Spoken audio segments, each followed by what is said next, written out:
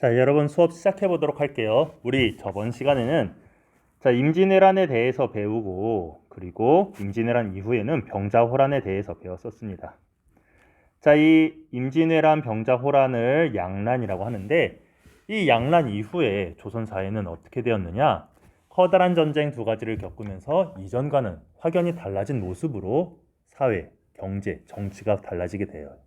자, 이 양란 이후를 우리는 그래서 조선 시대는 조선 시대지만 그 이전과 달라졌다라고 해서 조선 후기라고 부르고 이 앞 전 시기를 조선 전기라고 하겠죠. 그래서 우리는 이번 시간에 이 조선 후기에 들어서 조선이라고 하는 이 국가의 시스템이, 즉 정치가 혹은 경제가 어떻게 바뀌어졌는지 이 부분에 대해서 수업을 해보도록 하겠습니다.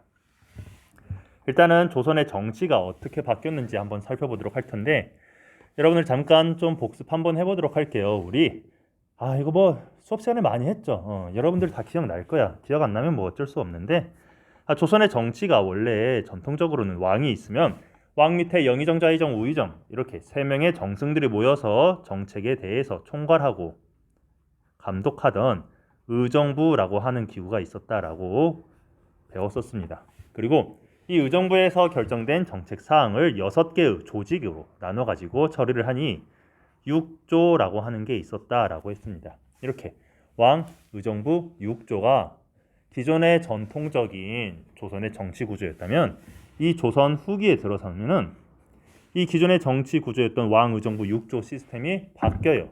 어떻게 바뀌냐? 의정부와 육조가 약해지고 이 의정부 육조를 대신해가지고 새로운 기구가 정치의 중심으로 떠오르게 되니 그 이름 비변사라고 하는 게 기존의 의정부와 육조 대신에 얘가 정치의 중심이 됩니다. 물론 그렇다고 의정부와 육조가 사라지는 건 아니에요. 사라지지는 않고 남아는 있지만 굉장히 영향력이 축소되었다라고 합니다. 그러면 비변사는 뭐냐? 줄임말인데 간단히 말해서 변두리 지역을 수비하는, 방비하는 기구였어요. 그러니까 저 남쪽에서 왜구, 북쪽에서 오랑캐 이런 애들이 오면은 그때 얘네들의 침입을 어떻게 대처할 것인가를 두고 임시로 그때그때 열리던 어떻게 보면 전쟁 기구였는데 이 임진왜란 병자호란을 거치면서 얘네들의 권한이 막강해진 거야. 전쟁 과정이니까 뭐 세금, 전쟁에 필요한 세금, 뭐 군사 혹은 뭐 인사, 그러니까 승진 채용 뭐 이런 것들을 이 비변사에서 도맡아 하게 되면서 비변사의 영향력이 점점점 확대되었던 거지. 자, 그래서 필기 한번 해보도록 할게요. 자, 조선 후기 통치체제가 바뀌어지게 되는데 어디가 기능이 강화되었냐? 비변사라고 하는 게 역할이 커져서 의정부와 육조의 기존 시스템을 잡아먹었다라고 보면 돼요.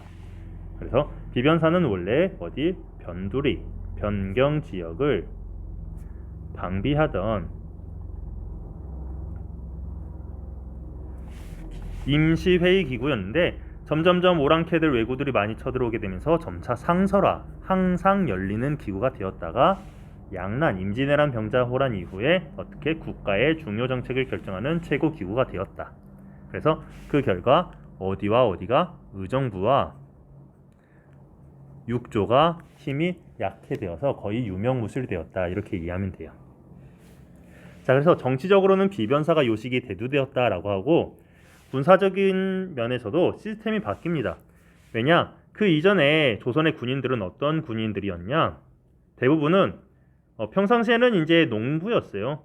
밭일하고 논이라는 이 농부였다가 외적이 쳐들어왔다 하면은 그때 뭐 칼 들고 활 들고 하면서 그때 나가서 싸우는 거였는데 자, 평소엔 농부였다 했잖아. 이 사람들이 전쟁터에 나가면 이분들 전투력이 강할까 약할까?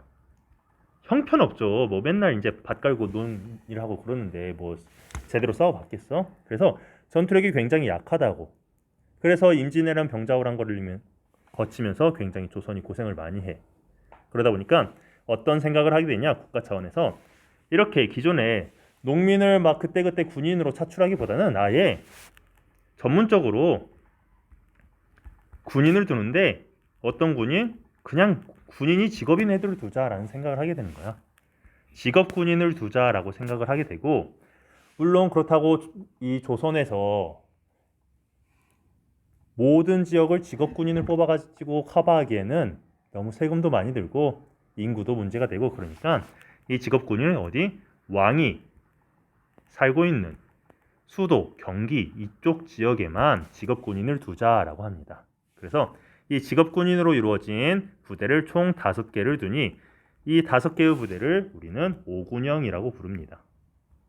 그래서 조선 후기 군사제도 중앙군으로는 오군영이 있었다. 그래서 대표적으로 훈련도가 어영청, 총용청, 수어청, 금이영 이런 애들이 있었고, 얘네들은 직업군인이었다. 다시 직업군인은 누구? 중앙군이었다. 그러면 왕이 살고 있는 중앙이 아니라 지방은 직업군인이 아니었느냐? 네, 아니었어요. 지방군은 직업군인이 아니라 속오군 체제라고 하는 시스템으로 돌아갑니다. 속오군이라고 해요. 자, 이 속오군은 뭐냐? 지방에 살고 있는 양반, 양인, 평민이에요. 그리고 천민, 이 사람들을 모조리 군대에 집어넣어가지고 훈련을 시키고 하는 거였어. 예전엔 양반은 군대에 참여 안 했거든. 근데 이제는 소고군 시스템으로 양반을 비롯해 양민, 천인 등으로 군인을 편성을 했다. 그때 이제 뽑아서 훈련을 시키고 했다. 였지만 점점점 양반 빠져나가요. 내가 돈이 없냐 백이 없냐, 돈도 있고 백도 있다. 군대 안 가? 양반 빠져나가요. 양민도 빠져나가요. 점차 누구만 남냐? 천민만 남아가지고 소고군을 이루었다. 이렇게 이해하면 됩니다. 자, 그러면은 우리 잠깐 자료 하나 보고 가도록 할게요. 조선 후기에 이런 상소문이 올라옵니다. 자, 요즘 이 기구가 큰일이건 작은일이건 모두 취급해 의정부는 이름만 지니고 육조는 할 일을 모두 빼앗기고 있습니다. 이 기구는 무엇일까요? 힌트를 더 줄게요. 이름은 변방의 방비를 담당하는 것이라고 하면서 과거 시험에 대한 판정이나 왕비를 뽑는 일까지도 모두 이 기구에서 처리하고 있습니다. 이 기구 어떤 기구일까? 변방의 방비를 담당하는, 줄여서 어떤 거? 변비, 바꿔서 비변, 변비사가 아니에요. 비변사예요. 그래서 비변사가 조선 후기에 굉장히 영향력을 많이 행사하고 있었다. 이렇게 알면 되고, 자, 우리 정치와 군사 살펴봤어요. 이제 다른 거 어떤 거? 조선 후기 경제 시스템, 그 중에서도 세금에 대해서 살펴보도록 하겠습니다. 세금. 자, 그러면 이 조선 후기의 이 세금 제도도 근본적으로 이제 개혁, 변화를 줄 수밖에 없었어. 왜? 전쟁을 거치면서 사람이 엄청나게 죽었거든. 그리고 농사를 지을 수 있는 땅도 엄청나게 적어졌어. 쑥대밭이 되었기 때문에. 당연히 국가의 세금 수입은 감소가 되었고, 그리고 농민들의 생활은 더욱더 나빠졌으니 조선 후기의 세금 제도의 변화는 어떻게 변화가 되느냐? 궁극적으로는, 근본적으로는 농민들의 부담을 완화시키는 쪽으로 이제 갑니다. 왜?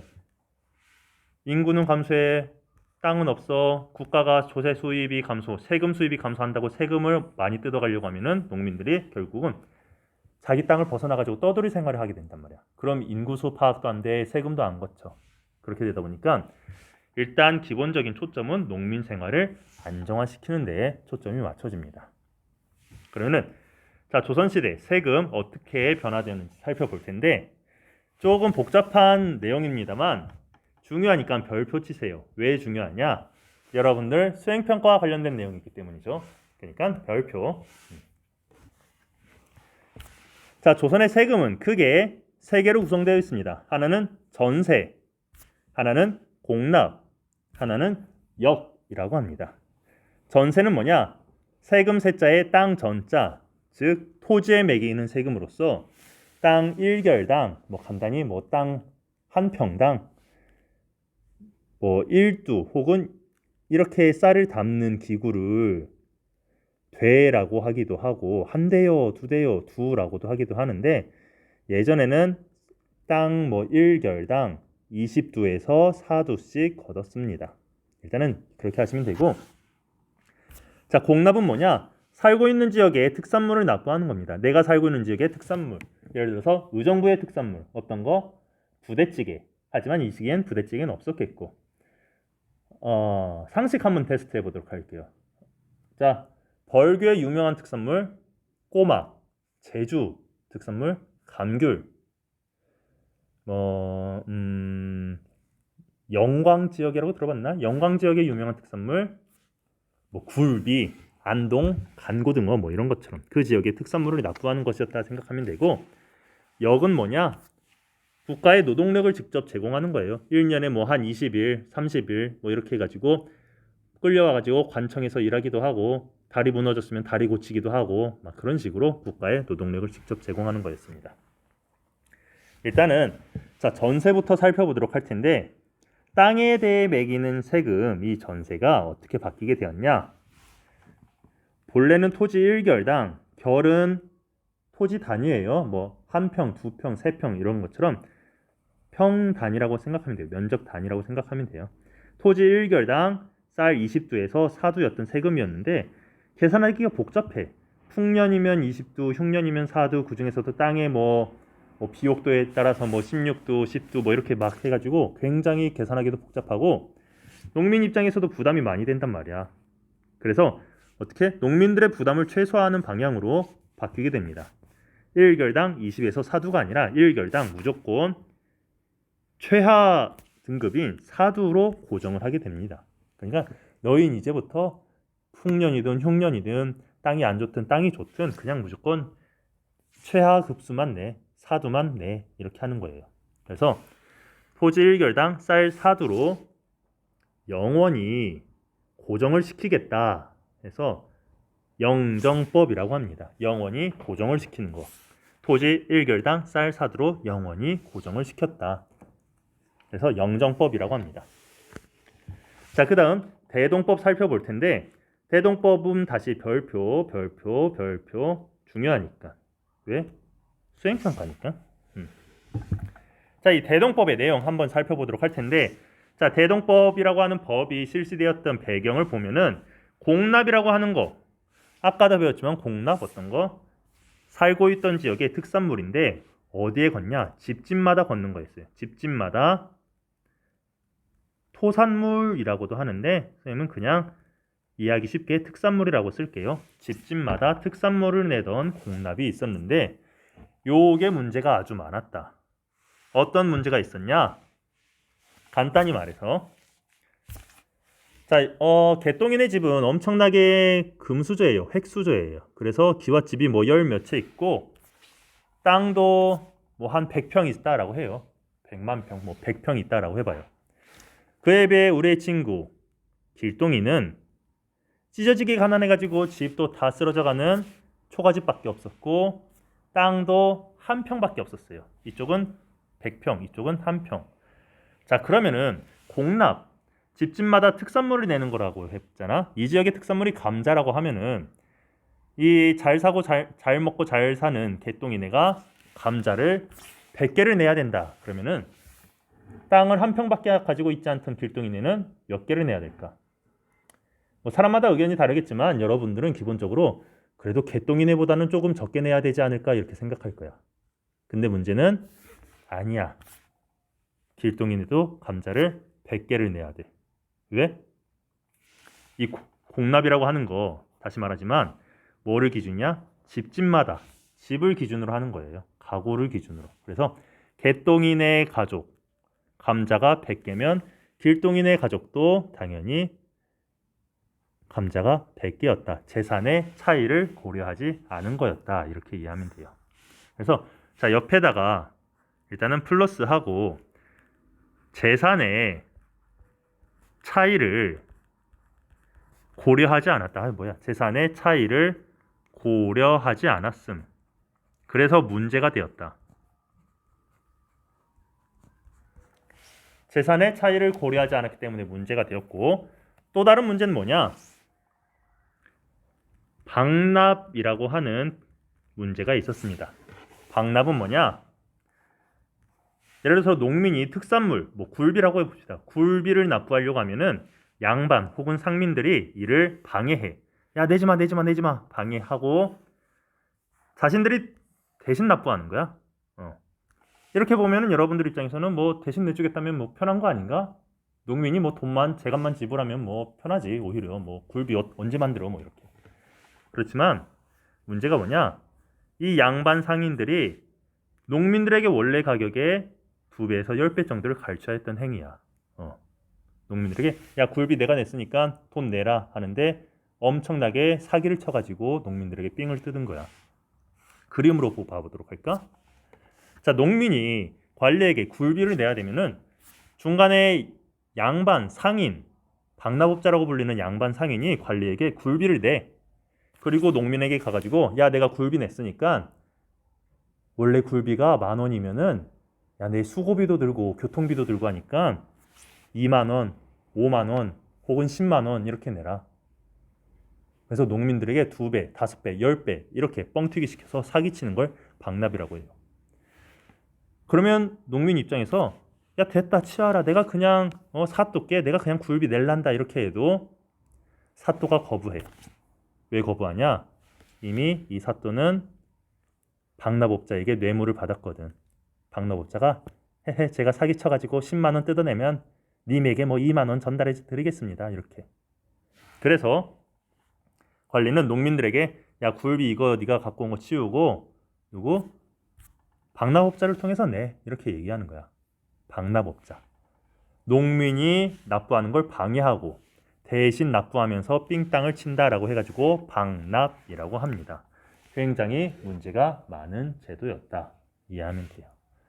자, 관련 있는 영상 잠깐 봐보도록 할게요. 광해에서 나온 장면입니다.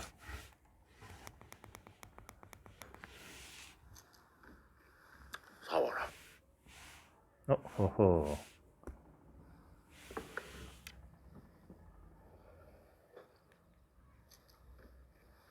사와라. 예, 전하. 15이나 했더냐? 그러하옵니다, 전하. 그래 어쩌다 여기까지 올라왔노? 자, 그냥 물어보는 것이니 기탄 없이 대답해 보거라.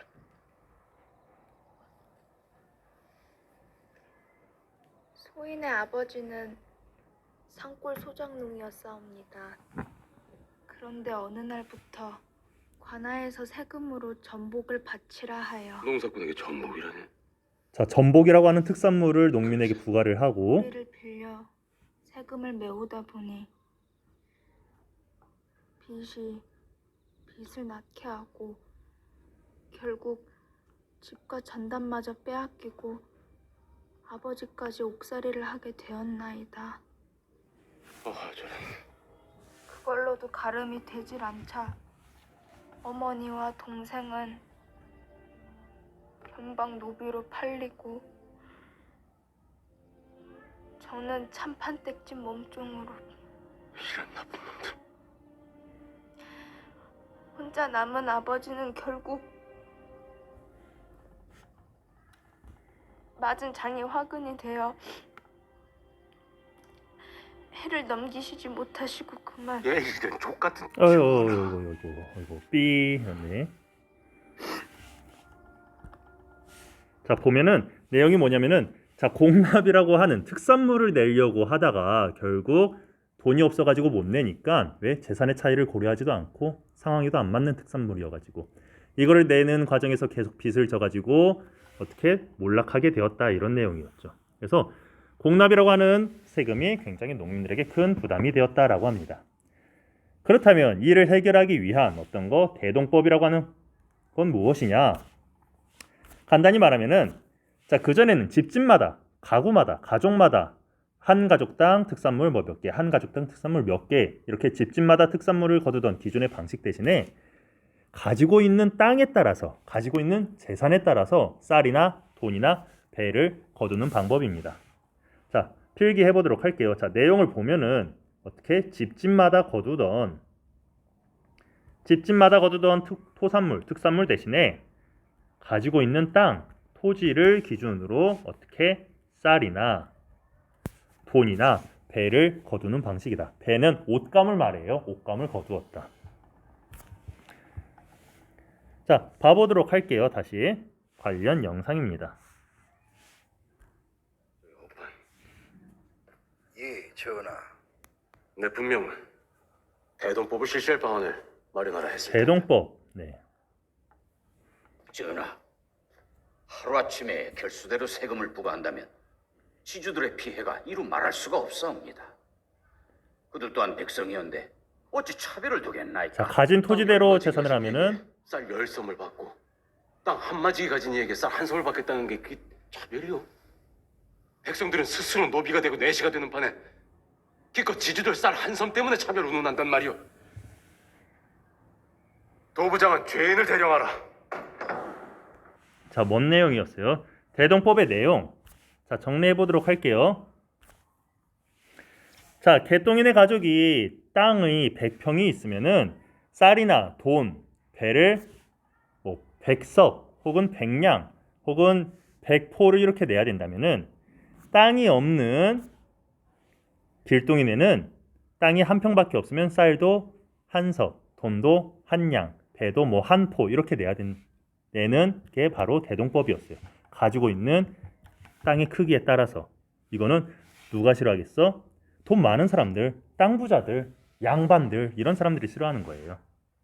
자, 그러면은 만약에 국가에서 굴비가 필요해. 어쨌든 굴비 먹고 싶어요. 특산물을 못 걷잖아. 그럼 어떻게 하냐?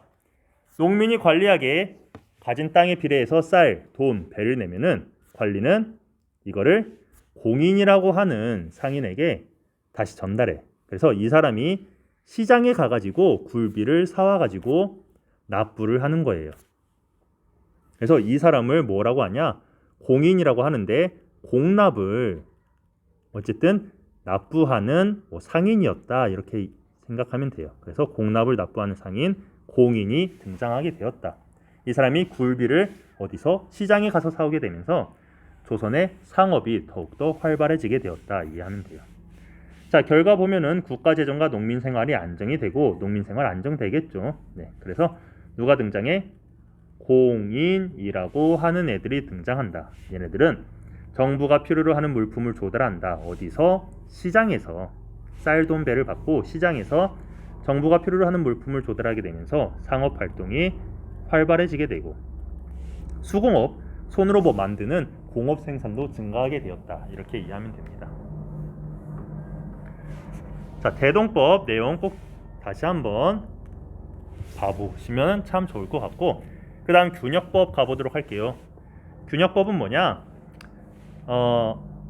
아까 우리가 살펴봤던 그 직업군인 5군형 체제에서 직업군인이 늘어난다라고 했어요. 농사를 안 짓고 훈련만 받는 애들. 그러면 얘는 뭐 먹고 사냐? 국가에서 월급을 주는 거야. 그럼 이 월급은 어디서 나냐? 농민에게서 세금을 걷는 거죠. 농민이 이 직업군인에게 월급을 주기 위한 용도로 내는 세금을 군포라고 합니다. 군포. 일반 농민이 군대에 가는 대신에 납부하는 옷감이다. 1년에 2필씩 바쳤다. 이렇게 이해하면 돼요. 그래서 군대를 안 가는 직업군이 아닌 모든 사람은 1년에 2필을 내야 되는데 문제는 양반은 또 빠져. 난 양반인데 난 특권층인데 세금 안 내. 이래. 그리고 여러 군형에서 아까 살펴봤던 뭐 훈련도감, 5군형, 총용청, 수어청, 금이형에서 계속해서 중복해서 군포를 징수하게 되면서 농민들의 부담이 커지게 되는 거야. 그래서 어떻게 바뀌었냐? 균역법이라고 하는 걸 실시를 해가지고 농민이 1년에 내던 군포 세금을 2필에서 1필로 줄여준 게 바로 균역법입니다. 그러면 국가 입장에서는 자 2필에서 1필로 줄이면 세금이 반토막이 나는 거잖아. 국가 재정이 안 부족합니까? 허허. 자, 빨리 끝낼게요. 부족하죠. 그러면 이 부족한 세금을 누구에게 걷냐? 땅 부자들, 땅 가진 사람에게 걷는 거죠. 부족해진 재정은 땅을 가진 사람에게 1결당 2두라고 하는 거를 결작이라고 하는 거를 통해서 걷어서 부족한 세금을 충당하기도 하고 소금의 세금을 부과하기도 하고 선박의 세금을 부과하기도 하면서 부족한 세금을 보충하였다. 이렇게 이해하면 됩니다. 자, 오늘 수업 여기서 마치도록 할 테고 이렇게 잠깐 보여줄 테니까 혹시 뭐 필기 못한 부분 있으면 캡처해가지고 필기하도록 하세요. 자, 오늘 수업 여기서 마치도록 하겠습니다. 안녕.